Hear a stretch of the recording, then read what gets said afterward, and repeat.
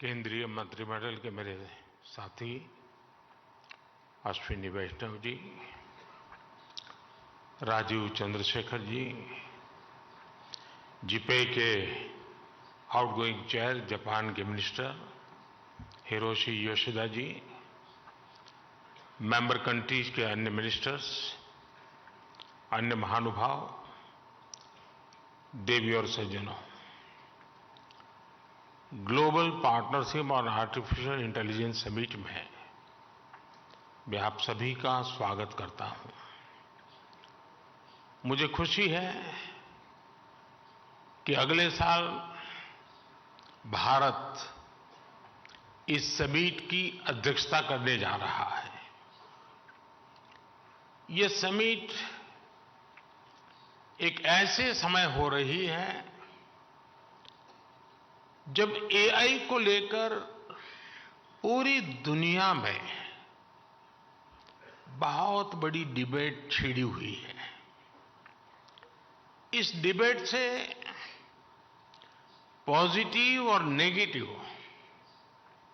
हर प्रकार के एस्पेक्ट्स सामने आ रहे हैं। इसलिए इस समिट से जुड़े प्रत्येक देश पर बहुत बड़ा दायित्व है।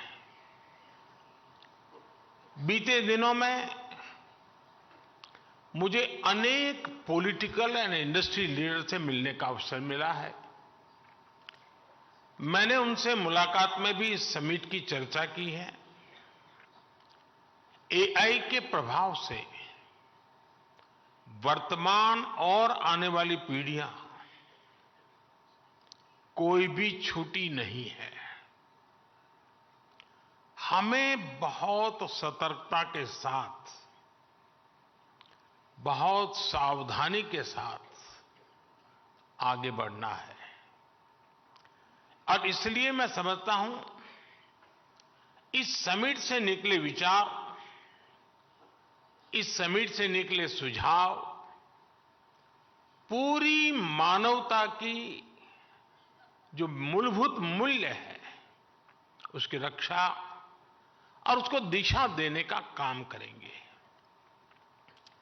फ्रेंड्स, आज भारत एआई टैलेंट और एआई से जुड़े न्यू आइडियाज का सबसे प्रमुख प्लेयर है।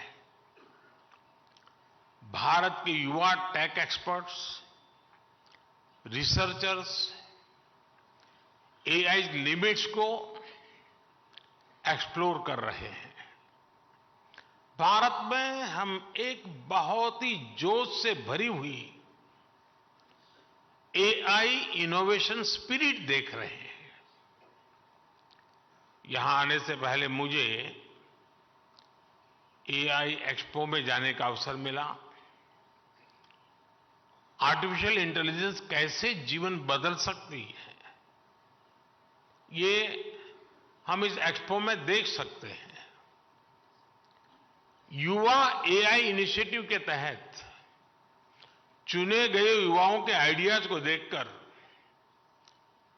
मुझे ज्यादा खुशी होना वो स्वाभाविक भी था। ये युवा टेक्नोलॉजी के द्वारा सामाजिक बदलाव लाने का प्रयास कर रहे हैं। भारत में एआई से जुड़े सॉल्यूशंस की चर्चा तो अब गांव-गांव तक पहुंच रही है। हाल ही में हमने एग्रीकल्चर में एआई चैटबॉट को लॉन्च किया। इससे किसानों को अपने एप्लीकेशन स्टेटस, पेमेंट डिटेल्स और गवर्नमेंट स्कीम्स से जुड़े अपडेट्स जानने में मदद मिलेगी। हम एआई की मदद से भारत में अपने हेल्थ सेक्टर को भी पूरी तरह से ट्रांसफॉर्म करने की दिशा में काम कर रहे हैं। सस्टेनेबल डेवलपमेंट गोल्स को हासिल करने में भी एआई अहम भूमिका निभा सकती है। फ्रेंड्स, भारत में हमारा विकास मंत्र है सबका साथ सबका विकास। हमने एआई फॉर ऑल की भावना से प्रेरित होकर सरकार की नीतियां और प्रोग्राम तैयार किए हैं। हमारा प्रयास है कि हम सोशल डेवलपमेंट और इंक्लूसिव ग्रोथ के लिए एआई की क्षमताओं का पूरा फायदा उठा सकें। भारत एआई के रिस्पॉन्सिबल और एथिकल यूज के लिए भी पूरी तरह कमिटेड है। हमने national programme on artificial intelligence शुरू किया है। हम भारत में एआई मिशन भी लॉन्च करने जा रहे हैं। इस मिशन का लक्ष्य भारत में एआई कंप्यूट पावर की पर्याप्त क्षमता स्थापित करना है। इससे भारत के स्टार्टअप्स और इनोवेटर्स को और बेहतर सुविधाएं मिलेगी। इस मिशन के तहत एग्रीकल्चर, हेल्थ केयर, एजुकेशन जैसे सेक्टर्स में एआई एप्लीकेशंस को प्रमोट किया जाएगा। हम अपने इंडस्ट्रियल ट्रेनिंग इंस्टीट्यूट के माध्यम से एआई स्किल्स को टियर 2 और टियर 3 शहरों तक पहुंचा रहे हैं। हमारे पास नेशनल एआई पोर्टल है जो देश में आर्टिफिशियल इंटेलिजेंस इनिशिएटिव को बढ़ावा देता है। आपने ऐरावत इनिशिएटिव के बारे में भी सुना होगा। इस कॉमन प्लेटफॉर्म का उपयोग बहुत जल्द सभी रिसर्च लैब, इंडस्ट्री और स्टार्टअप कर सकेंगे। फ्रेंड्स, एआई के साथ हम एक नए युग में प्रवेश कर रहे हैं। आर्टिफिशियल इंटेलिजेंस का विस्तार टेक्नोलॉजी के टूल से भी कहीं ज्यादा है। एआई हमारे नए भविष्य को गढ़ने का सबसे बड़ा आधार बन रही है। एआई की एक बहुत बड़ी ताकत है लोगों को कनेक्ट करने की उसकी क्षमता। एआई के सही इस्तेमाल से सिर्फ देश की आर्थिक प्रगति ही सुनिश्चित नहीं होती, बल्कि ये समानता और सामाजिक न्याय को भी पक्का करता है। इसलिए एआई को अपने भविष्य के लिए अलग प्रकार के एआई की भी जरूरत पड़ेगी। यानी एआई को ऑल इंक्लूसिव बनाना पड़ेगा, ऑल आइडियाज को अपनाना पड़ेगा। एआई की डेवलपमेंट जर्नी जितनी ज्यादा इंक्लूसिव होगी, उसके परिणाम भी उतने ही ज्यादा इंक्लूसिव आएंगे। हमने देखा है कि पिछली शताब्दी में टेक्नोलॉजी तक अनइक्वल एक्सेस की वजह से समाज में मौजूद असमानताएं और बढ़ गई थी। अब इस तरह की गलती से हमें पूरी मानवता को बचाना है। हम जानते हैं कि टेक्नोलॉजी के साथ जब डेमोक्रेटिक वैल्यूज जुड़ जाती हैं तो वो इंक्लूजन की दिशा में मल्टीप्लायर के तौर पर काम करती है। इसलिए आर्टिफिशियल इंटेलिजेंस के भविष्य की दिशा भी ह्यूमन वैल्यूज पर, डेमोक्रेटिक वैल्यूज पर पूरी तरह निर्भर करेगी। आर्टिफिशियल इंटेलिजेंस हमारी एफिशिएंसी को बढ़ाने में मदद कर सकता है, लेकिन ये हम पर है कि हम इमोशंस की भी जगह बनाए रखें।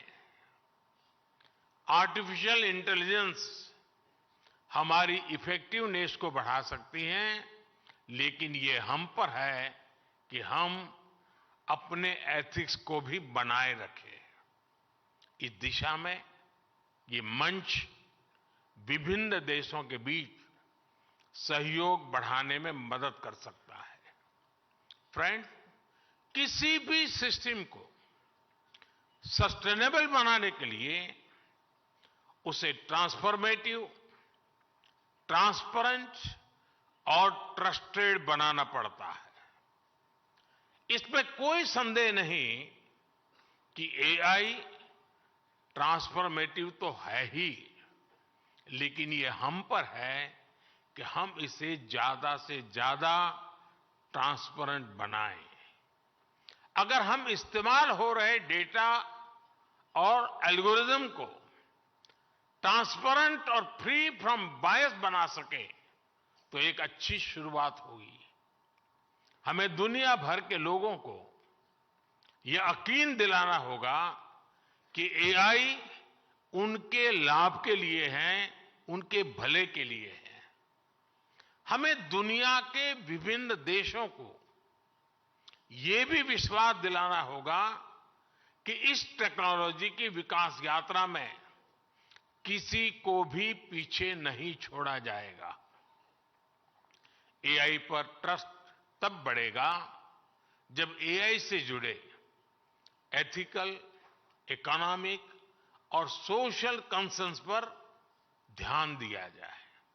उदाहरण के लिए, अगर अपस्किलिंग और रीस्किलिंग एआई के ग्रोथ कर्व का हिस्सा बन जाए तो युवा ये भरोसा कर पाएंगे कि एआई उनके भविष्य की बेहतरी के लिए है। अगर डेटा की सुरक्षा पर ध्यान दिया जाए तो लोग यकीन कर पाएंगे कि एआई उनकी प्राइवेसी में दखल दिए बिना विकास को आगे बढ़ाएगा। अगर ग्लोबल साउथ को यह पता होगा कि एआई के विकास में उनकी भी बड़ी भूमिका होगी तो वो इसे भविष्य के एक रास्ते के रूप में स्वीकार कर पाएंगे। फ्रेंड्स, एआई के अनेक पॉजिटिव पहलू हैं, लेकिन इससे जुड़ी नेगेटिव बातें भी उतनी ही चिंता का विषय है। एआई 21वीं सदी में विकास का सबसे बड़ा टूल बन सकता है और 21वीं सदी को तबाह करने में भी सबसे बड़ी भूमिका निभा भी सकता है। डीप फेक का चैलेंज आज पूरी दुनिया के सामने है। इसके अलावा साइबर सिक्योरिटी, डेटा थेफ्ट और आतंकियों के हाथ में एआई टूल्स के आने का भी बहुत बड़ा खतरा है। अगर आतंकी संगठनों के पास एआई लेस हथियार पहुंच जाए तो उससे ग्लोबल सिक्योरिटी पर बहुत बड़ा असर होगा।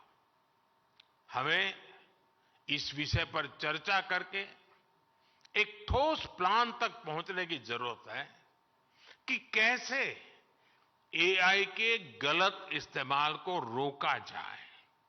इसलिए ही G20 प्रेसिडेंसी के दौरान हमने responsible, human centric AI governance का फ्रेमवर्क तैयार करने का प्रस्ताव रखा था। G20 न्यू दिल्ली डिक्लेरेशन ने एआई प्रिंसिपल्स के प्रति सभी सदस्य देशों के कमिटमेंट की पुष्टि की है।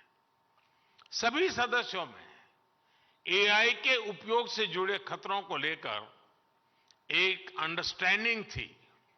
जिस तरह हमारे पास विभिन्न अंतर्राष्ट्रीय मुद्दों के लिए समझौते और प्रोटोकॉल्स है, उसी तरह हमें एआई के एथिकल यूज के लिए मिलकर ग्लोबल फ्रेमवर्क तैयार करना होगा। इसमें हाई रिस्क या फ्रंटियर एआई टूल्स की टेस्टिंग और डिप्लॉयमेंट के लिए प्रोटोकॉल भी शामिल होगा। इसके लिए कन्विक्शन, कमिटमेंट, कोऑर्डिनेशन और कोलैबोरेशन की सबसे अधिक जरूरत है। हमें मिलकर ऐसे कदम उठाने ही होंगे जिससे एआई का रिस्पॉन्सिबल यूज सुनिश्चित हो सके। आज इस समिट के माध्यम से भारत पूरे वैश्विक जगत का आह्वान करता है कि इस दिशा में हमें अब एक पल भी गंवाना नहीं है। इस साल में अब कुछ ही दिन बचे हैं, नया साल आने ही वाला है। हमें एक तय समय सीमा के भीतर ग्लोबल फ्रेमवर्क को पूरा करना ही होगा। मानवता की रक्षा के लिए ये किया जाना बहुत ही जरूरी है। फ्रेंड्स, एआई सिर्फ एक नई टेक्नोलॉजी ही नहीं है, ये एक वर्ल्ड वाइड मूवमेंट बन गई है। इसलिए हम सभी का मिलकर काम करना बहुत ही आवश्यक है। अगले 2 दिन आप सभी बहुत से विषयों पर चर्चा करेंगे। मैं तो जब भी किसी एआई एक्सपर्ट से मिलता हूं तो अपने सवाल और सुझाव रोक नहीं पाता। आज आप एक्सपर्ट से बातें करते हुए भी कई बातें मेरे मन में आ रही हैं।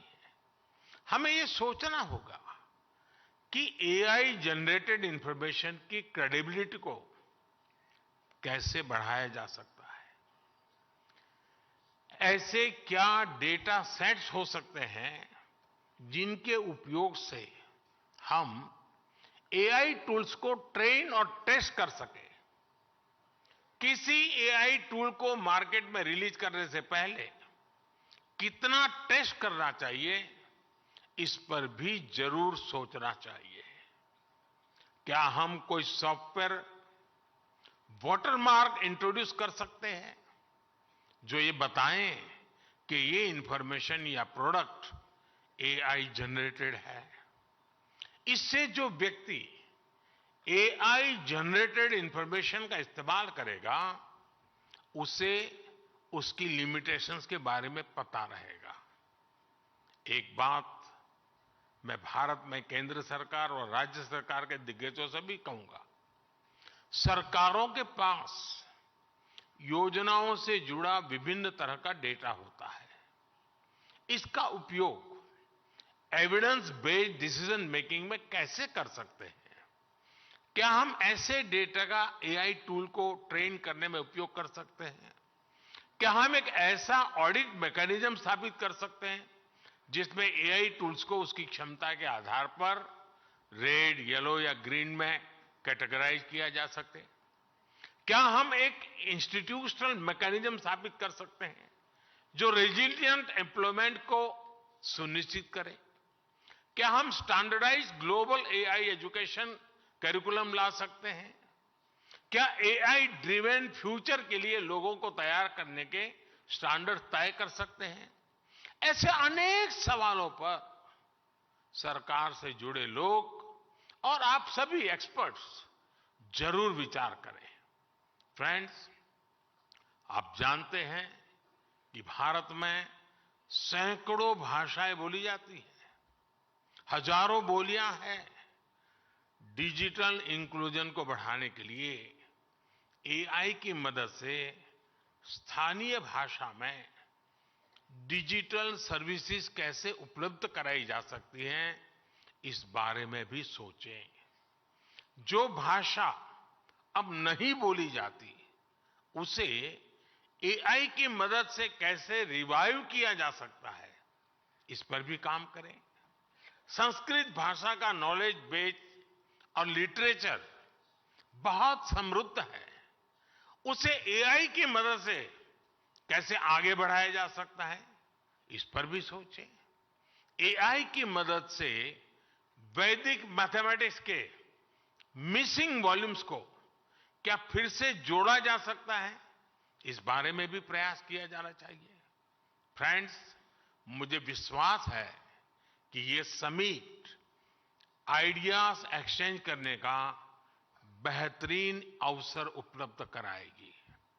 मैं चाहता हूं कि इस समिट में शामिल होने वाले हर डेलीगेट के लिए एक ग्रेट लर्निंग एक्सपीरियंस साबित हो। अगले 2 दिनों तक आप एआई के विभिन्न पहलू पर गहनता से विचार विमर्श करेंगे। मुझे आशा है कि हमारे पास स्पेसिफिक आउटकम्स होंगे। इन पर अमल करके हम एक रिस्पॉन्सिबल और सस्टेनेबल फ्यूचर के निर्माण का रास्ता जरूर सशक्त करेंगे। आप सभी को मेरी बहुत बहुत शुभकामनाएं हैं। बहुत बहुत धन्यवाद। नमस्कार।